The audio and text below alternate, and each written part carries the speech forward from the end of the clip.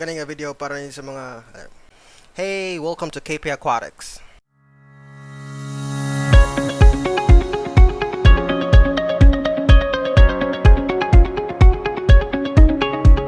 So recently nagpalit ko mga plants para sa akong planted aquarium, and nagunahon na ako kung unsa ang nindot nga pang foreground or pang carpet plant. Previously nag Monte Carlo ko pero dili kayo ko wala kay ko na successful kay I don't know, basta mura siya nalaya nga murag ni melt niya, or maybe dili ra kay ko patient para mahuwat sa iyang pagtubo.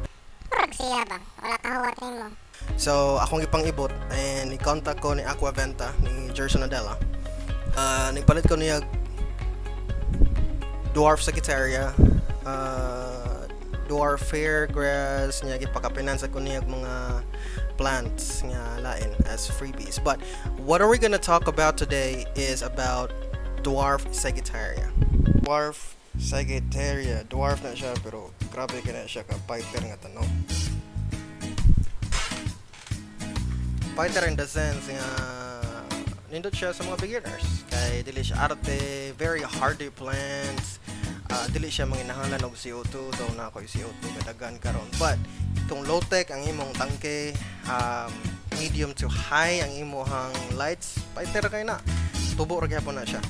Also ang nindot sa ani niya is more siya say tawag na sa mga herbalistic na runner siya. Like if the way nga magpadaghan ang Sagittaria is magpadagan na siya diri sa ilaw sa substrate or sa yuta o iyahang gamot, and then mo tubo din na siya dira. Ugawas ang kuko eh. So yes, tas dire kani siya anak na siya sa iyang mother plant kani. This one anong hugaw kay kuko eh.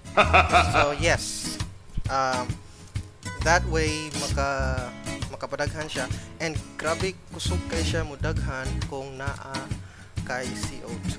But again, if wala kay CO2, if wala kay setup nga high tech mo na gitawag nila, yes, of course mabuhay gyapon ni siya.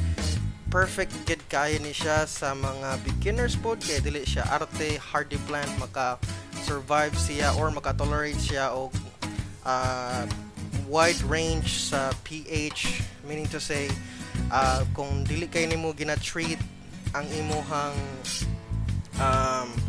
tubig, or dili pa kay ka mo treat og tubig, mo test sa mga pH levels, sa mga water parameters, maka-survivor na siya, fighter kay na siya nga tanong.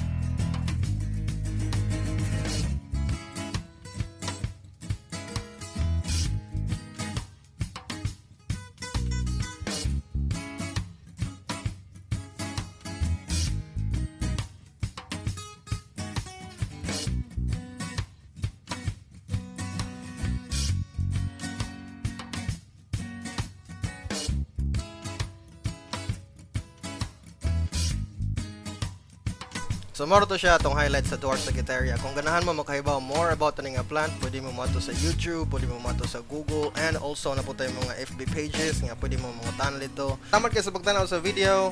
This is KP Aquatics. By the way, I'm meaning sa KP Aquatics kay Schoolboy Papa. Okay, call center mo. Thank you for calling. Hello?